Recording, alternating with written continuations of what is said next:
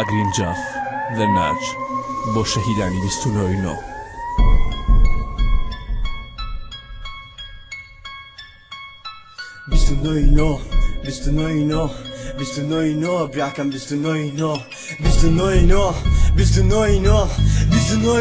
براکەم 29 براکەم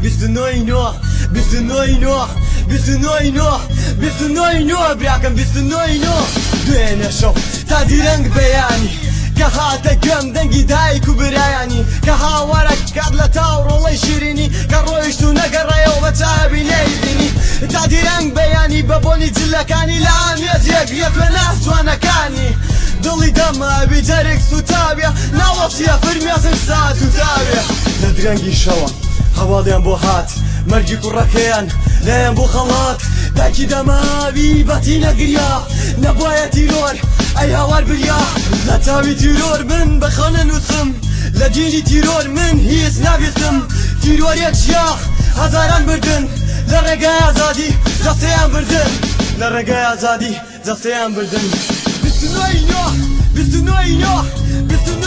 براکەم 29 براکانم مردن نازانم بۆ 29 براکەم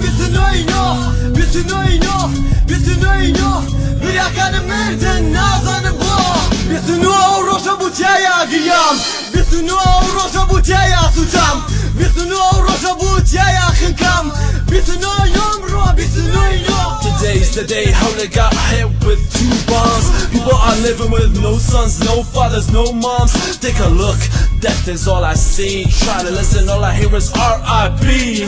Brothers and sisters, all in blood. Death is in the air, that's what's up. Today there are 6 shaheed cribs to carry. That means 6 innocent bodies to carry. Just imagine a mother holding her son, shred to pieces all because of her bum. Wiping his blood with her tears. The world stops when death appears. Rest in peace. 29 براکەم 29 براکانم مردن نازانم بۆ 29